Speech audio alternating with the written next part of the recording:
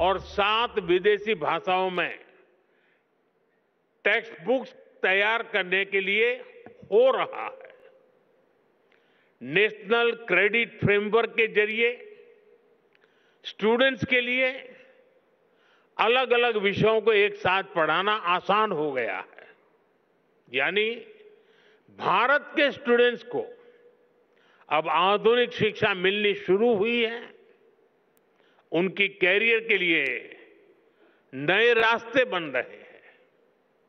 भारत ने जिन लक्ष्यों को तय किया है उसे निरंतर गति देने के लिए देश के रिसर्च इकोसिस्टम को मजबूती देना आवश्यक है।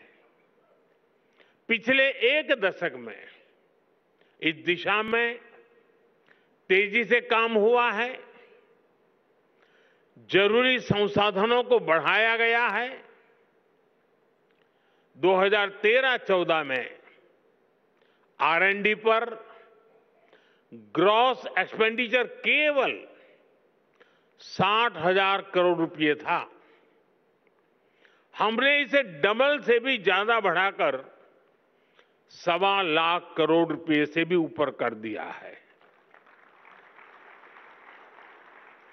देश में कई state of the art research park भी स्थापित किए गए हैं। लगभग 6,000 उच्च शिक्षा संस्थानों में रिसर्च एंड डेवलपमेंट सेल्स की स्थापना की गई है।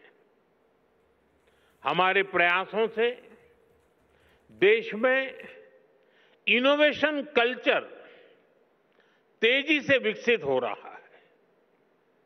2014 में भारत के 40,000 के आसपास पेटेंट फाइल हुए थे।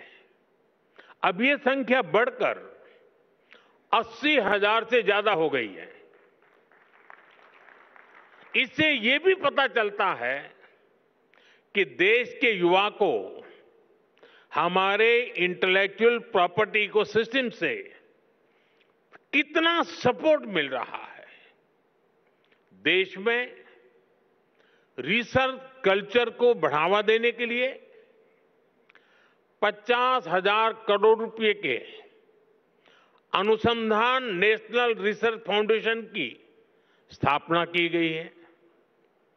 वन नेशन वन सब्सक्रिप्शन उसने युवाओं को यह भरोसा दिया है कि सरकार उनकी जरूरतों को समझती है। आज से इस योजना की वजह से उच्च शिक्षा हासिल करने वाले छात्रों की पहुंच वर्ल्ड क्लास रिसर्च जर्नल तक आसान हो गई है। देश की प्रतिभाओं को आगे बढ़ने में कोई रुकावट ना आए, इसके लिए प्राइम मिनिस्टर्स रिसर्च फेलोशिप की व्यवस्था बनाई गई है। साथियों, इन प्रयासों का परिणाम है कि आज का युवा सिर्फ R&D में एक्सेल नहीं कर रहा, वो खुद भी R&D बन चुका है। और जब मैं कहता हूं कि वो खुद R&D है, तो मेरा मतलब है रेडी एंड डिसरप्टिव। भारत आज अलग अलग सेक्टर्स में रिसर्च के नए माइलस्टोन स्थापित कर रहा है।